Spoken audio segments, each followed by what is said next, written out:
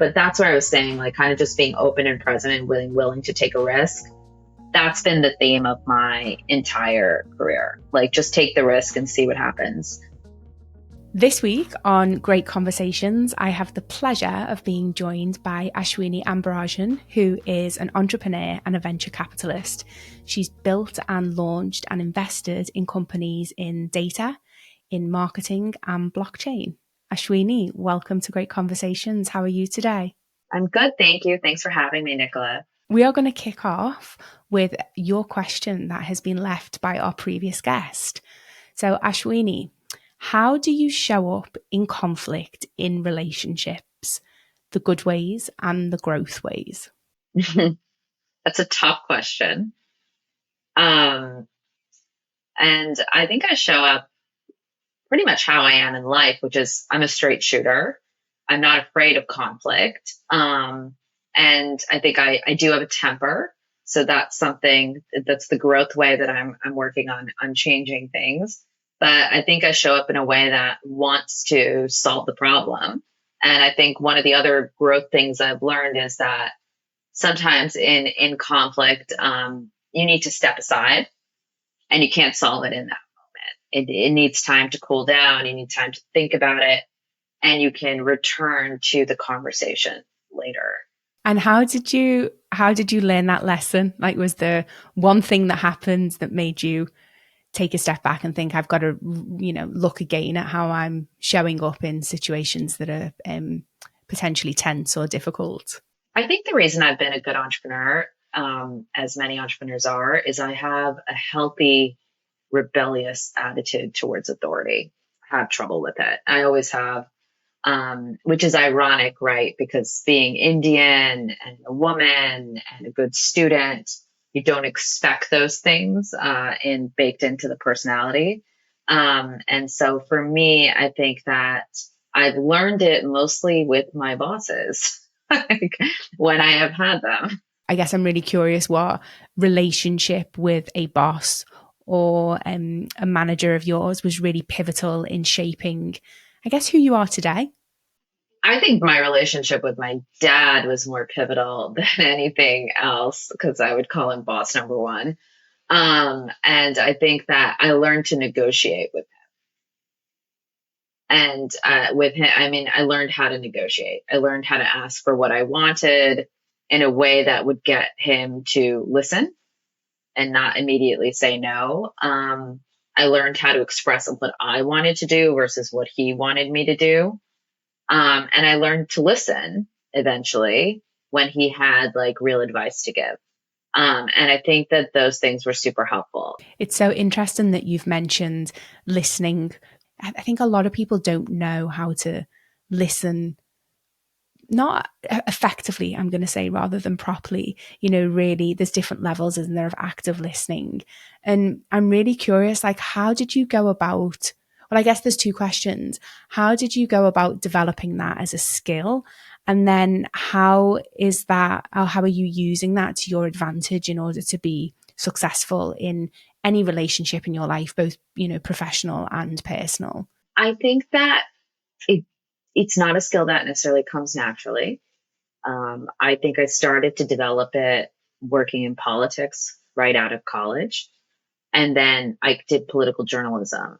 And so, I covered presidential campaigns, and you had to listen really closely. And you also had to be able to listen, engage, and ask a question back so that you could get a story, so you could get a question in during a press conference. So you have to be incredibly present. I've been a meditator since I was 26. So most of my life, really. And that means that for me, that sense of being still, quieting the mind, opening it up, and receiving is something that I think carries through for me in real life as well. Yeah. And what's been the consequence or the impact on your life from going into the world present, open, engaged, listening really deeply? I think it's a few things. One is that I know how to ask questions, and asking questions is important because it kind of gives you more information, right? And it can engage people really well. And I think that no matter what your technical skill sets are, your relational ability with other people is very key to success in life. I think as an entrepreneur and now as an investor, you really need to suss out a personality and also a product, a pitch. If you're going to write like, a $500,000 check, you need to understand why. Like, who is this person? What are they saying to you? Are they being honest? And so to me, it gives me a good read of the room, and of individuals. And so I think it's helped me in that way. And I think being open and present, you're just more receptive to cues, information, like seeing something that other people may not see. You're more willing to try things, I think, and take risks than if you come in with a preconceived set of notions. And my career has been a series of big risks. So for me, that's where it's been helpful. Yeah, I'd love to know more about your career. It's one of the things that I'm really curious about. I mean, we'll obviously get to present day and what you're doing now, but how did you get to where you are today? Can you talk us through that a little bit more? I started my career out in politics. I was very passionate about politics out of college. I went to Brown, focused on international relations there, and worked for Howard Dean and John Kerry. So I'm dating myself in the 2004 presidential elections as an opposition researcher, and first as an organizer for Dean and then an opposition researcher. That I got really interested in television and journalism because of that, and went to go work at NBC News, and had a really good run. I got to cover Barack Obama in 2007, 2008, had a good experience there. But I ran up against some real challenges at NBC. I think that they weren't prepared at that time in that era. There's still a lot of bias, I think. I constantly was told your name is too hard to pronounce on television. Constantly told, just ridiculous comments. So I just really felt like, is this really where I want to be? It's going to be really hard to get on air. And so I was like, what do I do next? And that's actually where I was talking about my dad. He died 2 years ago, right around this time. So he's on my mind. But really said, what could I do next? And I realized that the business side of journalism was a great opportunity. And everything was moving to digital. When I was on the road covering politics, I would write little blog pieces and they'd get picked up by the Drudge Report back then. And it would blow up and Twitter was just becoming a thing. And it would get more coverage and attention than, setting up a correspondent for a 6 a.m. live shot on the Today Show to talk about what happened on the campaign that day. And I realized there's so much power in terms of digital, and TV wasn't where it was at anymore. So the idea of being a TV presenter and being on air, as much as it was appealing to me, wanted to do, I should try something different. And so went to business school at Cambridge, where I met you. And then came out with the idea. I learned about startups in business school. I literally when I think back now and how green I was when I entered, I'm in shock. It was a trial by fire education, and came back to the US, started working at startups in media. It quickly went to BuzzFeed, which was a big, kind of no one had heard of when I joined, but it had former journalists I know that were working for the company, and I decided to join them. And I got bitten by the startup bug while I was there, and I wanted to start my own company. I got introduced to large data models at the time, and understood that consumer data was a powerful thing and you could build businesses off of it. And after 2 years at BuzzFeed, a really good run, I decided to take the plunge and start my own company. And it was going to business school a little bit green was naive. This was also quite naive, but that's where I was saying, kind of just being open and present and willing to take a risk. That's been the theme of my entire career. Just take the risk and see what happens. And I was going to ask you, because that's exactly what was coming up for me, this sort of real deep, self-belief that you can go and achieve anything, coupled with I'm sure, hard work, focus, and tenacity. And where did that come from? Like, how was that cultivated? I think it's a bit of two things. One, it's being an immigrant, right? Like I remember arriving to the United States with my parents. Like I remember I had never seen an escalator, and we came into JFK and I started screaming. I was 4 years old. It was exactly like 3 weeks after my fourth birthday. And my parents were trying to get me and I wouldn't go on the escalator because I'd never seen one. So where did your family move from, and what was it that sparked the move? My parents just wanted a better life. I like to get joke they got married for a green card, but literally that was the dowry. That was the commitment on they had an arranged marriage like many people in India do. So we're Indian. I was born in Madras, now called Chennai. The agreement from the minute they got married was that they were coming to the US. So my mom's family was able to sponsor. And, it was my dad's ambition and lifelong dream to come to the US. And so we did. My parents came, I think, with maybe like $1,500 and 6 suitcases. That was a big risk. They had a good middle class life in India, but they wanted more. And I think that I have that same gene in me. They saw an opportunity, and I'm still believe. I mean, despite what's going on in politics, I'm still a big believer in the U.S. and think that it is one of the places of best opportunity I've ever seen. Like culturally, it's so different from the UK, and I think if I have this, and I don't know how true the belief is, but I have this belief that America is the country where you can rock up, and if you're smart and you work hard, you can go and make something for your life. Whereas here, I think in the UK, it's not that simple. I think because we're still so wedded to the class system here, access to opportunities and access to wealth really is dependent upon who you know. So you can be the smartest person in the room, but if you're not well connected, or you don't have ancestral wealth or money behind you, it's going to be really hard to go and make something of your life. Whereas I feel like the barriers to wealth are not as extensive and entrenched in the US as they are in the UK. But that's just my observation. I'm not sure how true that is now. Yeah, I think people would argue that it's much harder, and this American dream idea is fading quickly. The wealth gap in the US has increased, but there is an opportunity to really shoot for the stars. And I think that my journey as an entrepreneur was an attempt to do that. I do think that issues like racism and sexism in the US are massive, and they definitely kind of prevent growth. And you see that especially with funding for women, in particular, and underrepresented minorities like African Americans and Latinos. And I'm very passionate about those issues because of that, because I felt like it was actually really, despite some of the stuff that happened when I was at NBC, or maybe even when I was a student, the biggest time in my life that I've been questioned on competence or just hit roadblocks was actually as a female founder and entrepreneur.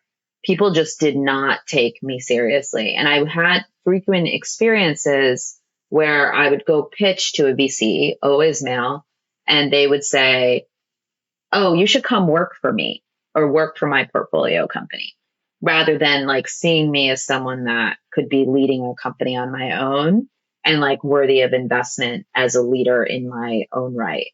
And that was very, very frustrating. And ironically, that experience is what led me into crypto and blockchain, because I was going to shut my startup down. It wasn't working. I mean, we'd made progress, but we just weren't crossing that funding divide that you need to do. And for me, at some point, you just have to, if you're having trouble paying your rent, you got to throw the towel in, at some point. But at the same time, and this is sometimes in life, luck strikes, and it's not luck because I had done the hard work to have this introduction made, but it came out of the blue right as I was in this kind of 11th hour Hail Mary pass. I got a call and they said, 500 startups accelerator in San Francisco. They said, we have a spot open. We're looking for data companies. Would you be interested? And I said, yes. So I picked up my life. I went to San Francisco and I kind of wanted to restart the company out there with the investment that I received. And it was like, like timing in life, right? Like I got the same kind of feedback I was getting from East Coast investors, which is like, yeah, we're not ready to invest. So I was just like really frustrated. And that was when there was this opportunity with the guys in my cohort. They said we should do an ICO. We should combine our startups and find a way to raise money as a group. And I got really excited. And it was just one of those moments in life where I was like, this isn't working, right? Raising money in a traditional way is not working for me. And that is literally, I'm with my fellow founders, one of the only creators of a Reg D security token in the market, which means like an SEC kind of authorized, SEC compliant cryptocurrency. That is actually a security. Is the concept similar to like Kickstarter? So, these Kickstarter campaigns where you'd go and you'd say, I'm going to give you $20 and in return, I'll get a t-shirt. Same concept, is it? So I'm going to buy some crypto Bitcoin that equals $20. Yes. In the early days, even with these NFT projects that this surge that happened in 2021, they were essentially crowd funds, right? So someone would be like, I have an idea for a new blockchain and a new cryptocurrency. And, here's my white paper. Give me money and I will build this. And so people would then transfer money, dollars, Bitcoin, Ethereum, whatever, to create something new. And then that would become liquid and they could trade it and sell it. There was a lot of hype in the industry. There's a lot of but essentially it was a crowdfund. And the key difference of it was that the money went, like anybody could buy in. Anyone could buy in. What we did, you had to be an accredited investor in our approach because it was actually considered a security. You were receiving equity in startups as a return. So it's almost like but what we fundamentally did, to summarize it, was crowdfund a VC fund. Like we crowdfunded the money to create a VC fund to invest in startups. And what's the benefit of that? Like what's that opened up in terms of opportunity taking that approach? One of the things that VCs are valued for is what's called portfolio construction, or their portfolio theory, right? Like how are they going to construct a portfolio of startups that ensures a 20 or 30x return? The difference here is that you could have a group of founders. So we're going to create a group of our startup ideas or companies together, and we're going to raise $10 million and invest them in these 10 companies and each get $1 million or whatever. Now you give us money. You can see what the 10 companies are. Give us money and we'll distribute it among ourselves. When you do that, you're directly taking the money in and distributing it, and technology, blockchain and stuff can verify these transactions. But the beauty of it is that you're taking out what is traditionally seen as what's called carry, i.e. the money that a venture capitalist received for making the investment on behalf of his limited partners. Now, of course, there were a million challenges that came with that and a million problems, and that's why it's been hard to replicate. And not everybody is doing this.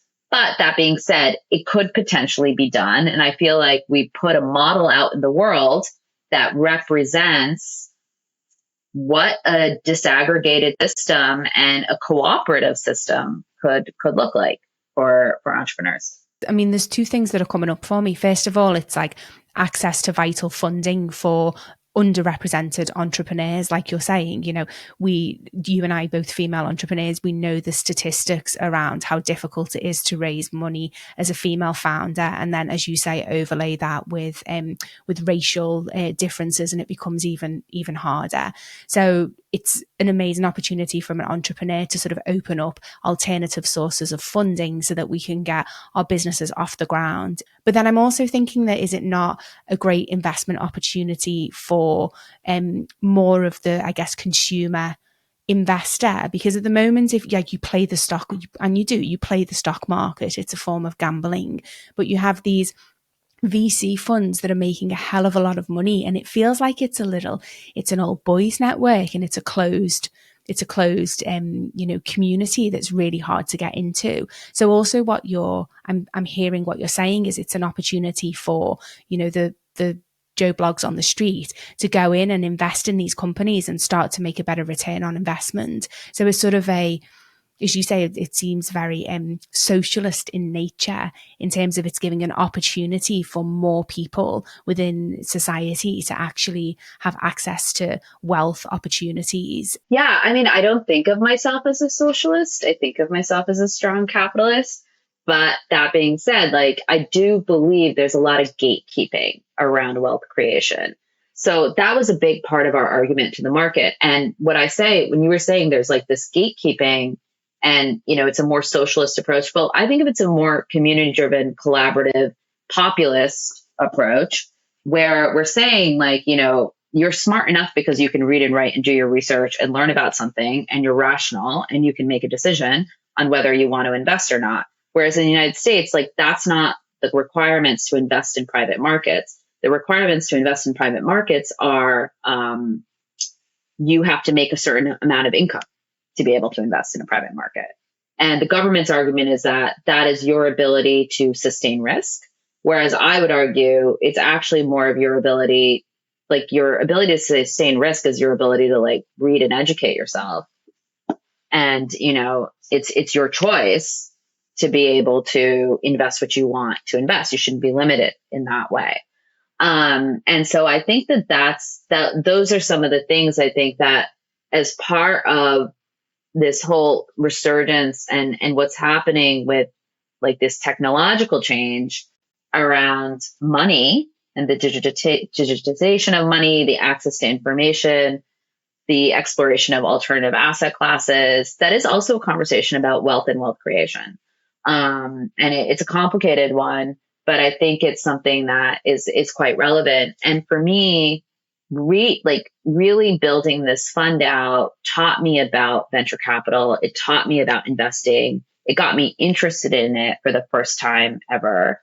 And it showed me that it is a very closed off and privileged world. And if there's like, it's like, you have to check boxes, and, even hiring in that industry is largely by men hiring other men, and I think that, it would change. You would see a lot of different types of things get funded if you were changing the composition of who was doing the funding.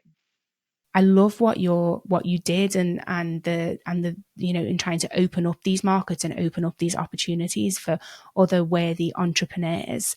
I'm really interested, like what values or maybe it's even your purpose is what you're doing speaking to, like what's it fulfilling, what drives you? I think some of my motivation is, am I excited about it in the moment? Does it make me light up? Do I like to talk about it? Do I want to write about it? Is it work that I want to see in the world? All those things matter. Living a good life, I think, matters. I feel like a real sense that I want to be more prosperous than the next generation. Maybe quite American of me, but I have a belief that I should be better off than my parents, because we came here as immigrants, and that's the point, is to climb the ladder. But it's also to do just good work and work with good people and enjoy that process. That's really important to me. I'm part of a fund now, and I really enjoy working with the members of the fund. Like, I just really like the team. And that makes a big difference, and it motivates me a lot, in terms of the work that I do. So I think all of that is part of it. And what are you most excited about, like for the future? And when you think about, like, maybe if I give you $1 million tomorrow, like who or what are you investing it in? Like what excites you from an investment perspective? I would actually invest in what we call DID, or digital identity, which is sort of the next stage of where Web3 is going, which is the verification of who you are online. And you being a verified identity on the internet is a very powerful thing. And there's a lot of technology being built around that right now. So I would find a startup that was working on that and give them money. And what is it about that? Like, tell me more about that industry that sort of excites you, and what should we, as a, just normal person on the street, what do we need to know about that? Why should it be on our radar? Why should we care? So when people think about Web3 and they think about NFTs, they think about crypto, they think about FTX, they think about crazy Ponzi schemes and this idea of just like buying some coins that look like a dog and making money off of it. But it's much deeper than that, right? Like it's a new web. It's a web that's like not controlled by any individual company or any individual like government or actor. It's a really decentralized place. It's about like the transformation of the web, and that's like a multi-trillion-dollar opportunity. And I don't think we can even conceive of what it really looks like. I think we're still so early in such early days. But like, the future is like really bright. It's wide. It is like, definitely it helps to be technical for it.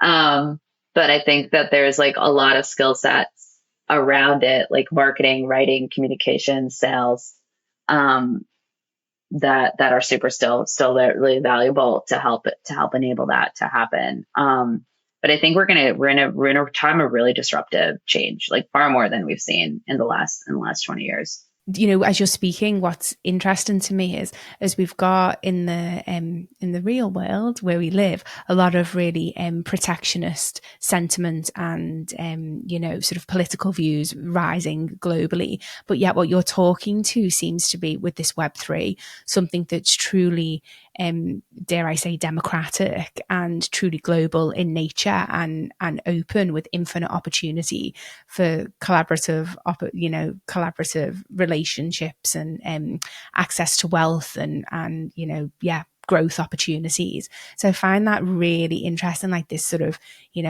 juxtaposition between the real world that we're living in and then what's being built in the metaverse ether that's maybe going to be the future of business and the future of how we're going to operate and interact globally. Yeah, I really believe it. Like, I believe that very strongly, that that's where the world is going. And I think that I think sometimes it's my personal belief that the political sentiments that we're seeing actually are on a very unconscious level, a reaction to some of the widespread technological change that has happened, that is like flattened borders, flattened communications, made things accessible, could move people off traditional currencies and government, and so, I think there's just like a wider range of shift happening. I mean, change is coming, and we know. Like, what would your advice be to a kid coming out of school, and this is the world that they're stepping into? Like, how best to go about embracing that, the opportunities that it's going to present? Yeah, I mean, I think there's two things. One is that if you're a kid coming out of school, you're coming out of school at the best time possible. Oh my God. No matter what the economy is like this second, like what opportunity for you to get involved, go work at a startup, go work in politics, like go work and do something that like doesn't necessarily about making money, but it's about learning as much as you can, as quickly as you can. And I'm a big believer in that. And then on the other side of it, I would say that this concept of disruption, it's disruptive if you're not aware that it's coming, right? But you can be more prepared if you're aware of it. I think there's a lot of value still in like really putting yourself in environments and places where you can expand your mind and your thinking. For entrepreneurs, like, how do you see the role of entrepreneurs and the skill set that we need in order to be a successful and effective entrepreneur? How do you see that changing and evolving and being impacted by what you've talked about? Great question. I think that creative and soft skills are going to matter more than technical skills. Coding, there's